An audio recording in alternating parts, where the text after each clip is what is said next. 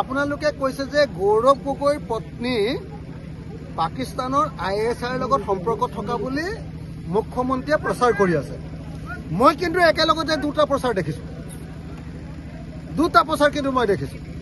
যেনেকৈ অসমৰ মুখ্যমন্ত্ৰীয়ে কৈছে যে গৌৰৱ গগৈৰ পত্নী এলিজাবেথ নে কি নাম, গৌৰৱ গগৈৰ পত্নী ISIৰ লগত সম্পৰ্ক আছে বুলি যেনেকৈ প্ৰচাৰ কৰিছে, মই আকৌ দেখিছো যে কংগ্ৰেছৰ নেতা কিবা চৌহান, কংগ্ৰেছৰ এতিয়া এজন ইনচাৰ্জ, অসমৰ ইনচাৰ্জ চৌহান নামৰ মানুহজনে কৈছে আকৌ যে অসমৰ মুখ্যমন্ত্ৰীয়ে আৰবত কি কয় এইটো আপোনাৰ কি বুলি কয়, সৌদি আৰব মানে এইটো কি কয়, ডাঙৰ চিটিখন এখন কি বুলি কয়, ডুবাইত বোলে ডাঙৰ ফ্লেট কি কয় এইটো আপোনাৰ হেৰি বিজনেছ, কনষ্ট্ৰাকশ্যন বিজনেছ আৰু হোটেল বিজনেছত অসমৰ মুখ্যমন্ত্ৰীয়ে বোলে ইনভেষ্ট কৰিছে।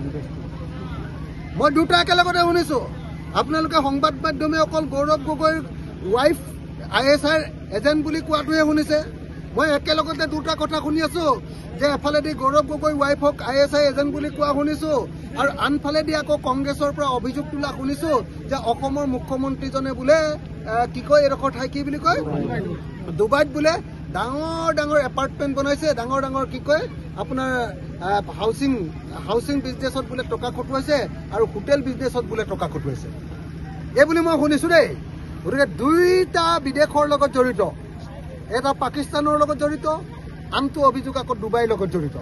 গতিকে একেলগতে দুইটাৰ তদন্ত হওক।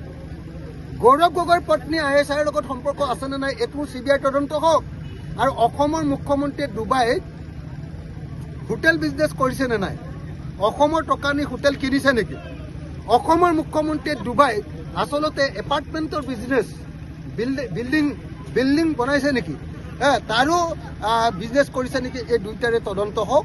এই দুইটা তদন্ত একেলগতে CBI তদন্ত দিয়াৰ ব্যৱস্থা গ্ৰহণ কৰক, তেতিয়াহে আমি মানিম। নহ'লে অকল গৌৰৱ গগৈৰ বিষয়ে, গৌৰৱ গগৈৰ পত্নীৰ বিষয়ে কৈ থাকিলে নহ'ব।